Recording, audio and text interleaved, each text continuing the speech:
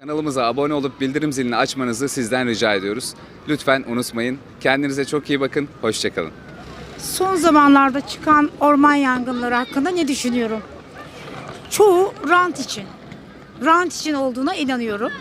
Çünkü bir mangal yangını bu kadar olmaz. Mümkün değil. Çünkü insanlarımız ormanı zaten koruyorlar.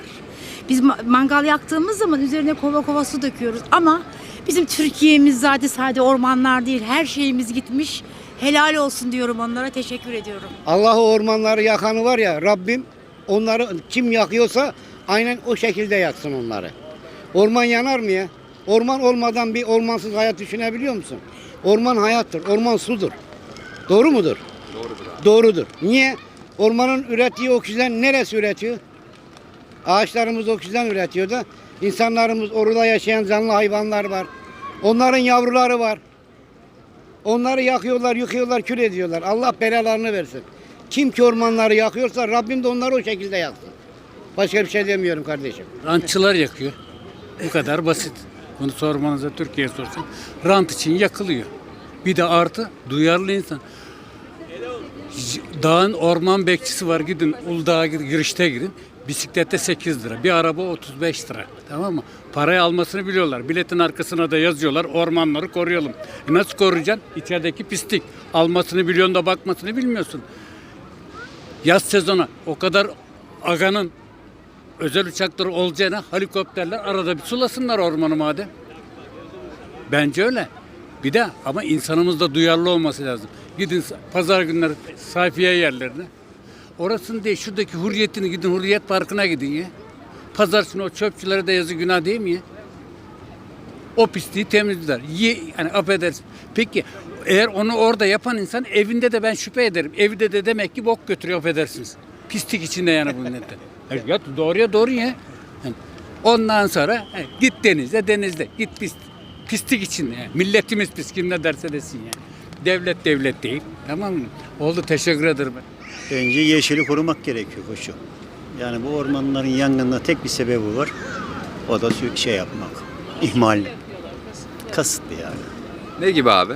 Resmen kasıt var abi ya. Bir yer diye başlar, bu orman yangını her taraftan tutuşturmuşlar. Ne oluyor bu? Resmen kasıt. Ülkenin yani ciğerlerini yok ediyorlar. Size de soralım abla. Aynı şeyleri söyleyeceğiz çünkü aynı şeyleri izlerken düşünüyoruz. Kasıtlı yakıyorlar oralara bir şeyler yapmak için diye düşünüyorum. İmar sebebiyle. Evet, aynen öyle.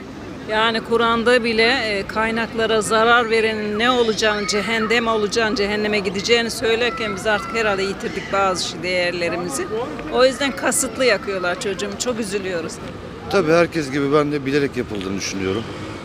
Yani görmesek de yani hissediyoruz, anlıyoruz. İşte herhalde rant için, yeni oteller, yeni tatil yerleri için yapıldığını düşünüyorum. Çünkü hep şüphe dolu yangınlar oluyor. 5 yerde, 4 yerde, 6 yerde aynı anda çıkması normal, biraz akıllı olan insanın anlayabileceği şeyler. O yüzden üzülüyoruz tabii. Üzülüyoruz. Bence çok kötü çünkü zaten az ağaç var. Bir de hani yanıyorlar. Gitgide oksijenimiz gidiyor yani. Bence bir el atsınlar bu duruma. Ki bence bilerek yapılan bir şey. Çünkü Neden? hava o kadar sıcak değil yani. Hele bir de Bursa'da nemli bir orman. Bence bilerek suikast gibi bir şey. Bir de abi. Arif Dağlar. Arif abi, sürekli orman yangın haberleri alıyoruz. İzmir'de de geçtiğimiz günlerde ormanlar yandı. Ne düşünüyorsun bu konuyla ilgili? Vallahi devletimiz yok. Yazık günah bu ormanlara. Orman bir ağaç bir adamdır. Bizim için ağaçlar çok önemli. Her nereye gidersen git ormanı bitirdi mi Türkiye bitti sayılır. Esas ormandaki üretim dünyayı yani varlığın birliğidir. Bize can veren ormanlardır. O kadar canlı hayvanlar gidiyor. Yazık günah acıyoruz yani. Ağlıyoruz onlara biz. Çok içim yanıyor benim onlara. Ama ilgilenen yok. Sözüm buradan dışarı. Mahrum hayvanlara ilgi veriyor doktorlar, profesörler ve onlara bir şey bakmıyorlar. Kendilerine zemin hazırlıyorlar. Böyle şerefsiz dolu. Türkiye'miz eski Türkiye değil. Türkiye'yi bitirdiler. İzmir'de yanan bir orman haberi aldık ve son günlerde sürekli orman yangını haberleri alıyoruz. Ne düşünüyorsunuz bu konuyla ilgili? Hepsi rant. Orayı yakıyor, yerine inşaat yapacak. Başka bir şey yok. Türkiye'nin hali öyle. Gülay Özcan, buyurun. Abla geçtiğimiz günlerde yeni bir haber aldık orman yangınları ile ilgili. İzmir'de de bir orman yangını gerçekleşti ne yazık ki. Ne düşünüyorsunuz sürekli gelen bu orman yangınları ile ilgili? Ben çok üzülüyorum. Yani Türkiye'nin her yerinin çok kıymetli olduğunu düşünüyorum. Gerçekten üzülerek de dinliyorum. En kısa zamanda vatandaş olarak bilinçli olmamız lazım. Herkes kendi hesabına düşen dikkat neyse o önlemi mutlaka alması gerekir diye düşünüyorum. Kasti olarak yapıldığını söyleyenler de çok. Düşünülebilir. Şüphe gerektiren her şey gündem olabilir. Ama bunun netleşmesi ve halka da bu şekilde ifade edilmesi en doğru olanıdır yani. Genellikle ormanlar yandığında mesela 1 sene 2 sene sonra oraya yeni inşaat alanları oluşmaya başlıyor falan. Yani bu şekilde olursa sanki planlı oluyormuş gibi oluyor. Çok desteklemiyoruz yani. Ciğerlerimiz yanıyor, maalesef ciğerlerimiz yanıyor. Ya kim eğer bu şahıslar yakıyorsa Allah belalarını versin. Bilmiyorum, yayınlamayacağınız herhalde. Yayınlayacağım. Bunlar işte maalesef piknikçiler de yapıyor herhalde bunu. Bir de tabii çok sıcaklar vardı. Sıcaklardan kaynaklı da olanlar var. Tabii bilerek bir de kasıtlı olanlar da olduğunu düşünüyorum. İmar sebebiyle yapıldığını söyleyenler de çok abi. Tabii ki olmaz mı? Yani belli oluyor zaten. Yani 5-10 sene sonra çıkıyor meydana. İnsanlar tepki göstermediler mi zaten orası imara açılıyor. Ama tepkiler arttığı zaman utanıyorlar, yapamıyorlar. Ben suikast yapılacağını diyorum. Yani özellikle yapılıyor diyorsun. Evet. Ne amaçla yapılabilir abi? Tamamıyla çıkar. Kişilerin çıkarı için. Yani bir rant meselesi. Abi çok üzülüyoruz tabii. Orman yangınları insanı hakikaten çok üzüyor. Ama sürekli duyuyoruz. Acaba bunlar sabote mi şeklinde duyuyoruz. Bunların da kesin olarak net bilgi verilmiyor. Sadece olma ihtimali var diye söyleniyor. İnsanlar tabii kesin bilgisini öğrenmek istiyor. Bununla ilgili artık ne yapılabilir bilemiyorum. Şöyle bir şey söyleyebilirim yani kendimce. İnsanların ihmalkarlığından olabilir diye düşünüyorum.